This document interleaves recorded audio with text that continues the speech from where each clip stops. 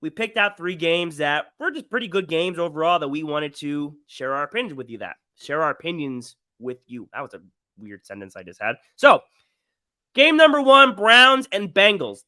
The Browns won that 24-3 in a strange Joe Burrow game. Only 82 yards, no touchdowns, no interceptions, a 20.3 QBR. It wasn't great, but Deshaun Watson, on the other hand, 154 yards, 1 touchdown, 1 pick. Good for him. My thought: this is a good Cleveland win, and this reinforces what I said when we did the division ranking series. Cleveland can be a pretty good team if Deshaun Watson plays like a top 12 to 15 quarterback. It's all they need to do. They can stay afloat and I think surprise a lot of people. And they did just that, taking one out against a division rival in the Bengals. And as far as Joe Burrow, it's week 1. It's 1 game. He had that injury at practice. I'm sure he's not 100%. Yeah, Joe Burrow comes off signing the richest contract in NFL history, making him $55 million a year quarterback, and drops 82 yards. But here's what I do know about Joe Burrow is that we've seen he can do it. We know he's going to do it, and they're going to the Super Bowl against the Eagles this year. So I have no concerns about Joe Burrow after 1 game. Joe Burrow is going to come back, throw for 320 plus and 2 touchdowns, 1 to Jamar Chase this week. They're going to beat the Ravens. Yep. Everything's fine. Don't panic, Bengals fans. No.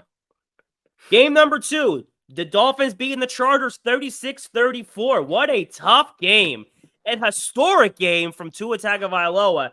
466 yards with 3 touchdowns, the 4th most total yards in a season opener, and the 3rd best yards in week 1 history. Tyreek Hill, 215 yards and 2 touchdowns.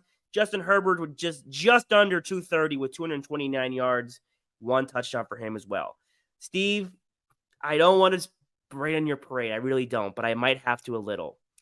I find it peculiar that Tua had to have one of the greatest week 1 games in history to only beat one of the better teams in their conference by 2 points. I think this is a great sign for Tua that he's going back on the trajectory he was early last season, but I'm not going to immediately put all my faith back in him because he had this outstanding, maybe once-in-a-lifetime game at the start of the season. So it's a great win. Good for you guys, but I'm still very hesitant on the Dolphins overall, especially with Tua.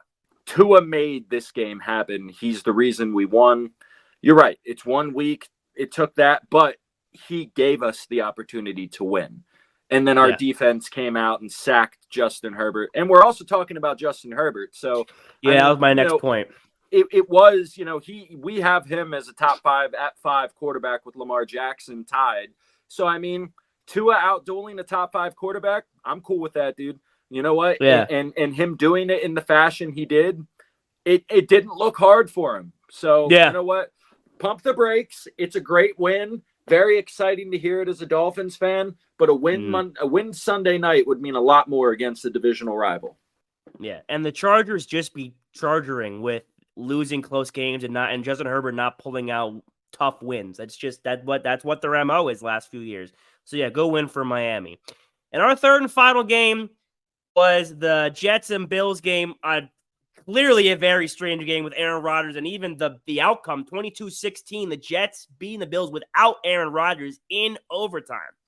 Josh Allen 29 for 41, 236 yards, 1 touchdown and 3 interceptions. 3 to the same guy. Zach Wilson 140 yards, 1 touchdown, 1 pick.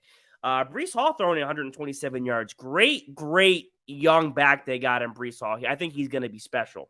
I think you're going to agree with me that people are being harsh on Josh Allen, I think unnecessarily, and blaming everything on him. Do you agree with that statement? Yes. Do you agree that people think Josh Allen is the reason they're not winning? Like it's on him? Yeah, for whatever reason. I'm going to take you on a little history lesson with Josh Allen. Okay, 2019, first playoff appearance. Wild card round versus Houston. 264 yards Josh Allen throws for. No touchdowns, but he throws in 92 rushing yards, and they lose by 3 in overtime. It's his first year. He's a rookie. I think we can let that slide. Not a great game, but still nonetheless pretty solid games. Couldn't pull it out. That's his first appearance. The next year, 2020, they make the conference championship versus Kansas City. 287 yards, 2 touchdowns, and 88 rushing yards. I don't know. That seems pretty good to me. They just lost to the Kansas City Chiefs. What are you going to do? That happens. It's Patrick Mahomes. A lot of people do. The following year in 21, the divisional round against, guess who? Kansas City goes into overtime. The infamous 16-second game where they literally changed the rules of overtime after this game because of how unfair it was. Again, not put any of that on Josh Allen, who threw for 330 yards and 4 touchdowns, no interceptions, and 70 rushing yards. This last year in the divisional round, they're playing Cincinnati. Josh Allen does not play great. I'll admit it has been his worst playoff performance. 264 yards only, 1 interception, no touchdowns, and 26 rushing yards. And obviously they lose. That is not a great game. That's a black mark on his playoff resume, whatever. It is what it is, but it just happened. I don't understand the argument of Josh Allen equates to not winning or he can't get it done, when in these playoff games, he's playing well, and he's not losing because he threw an interception in the end zone. He fumbled the ball, and they recovered it. He took too long and threw it away on 4th down.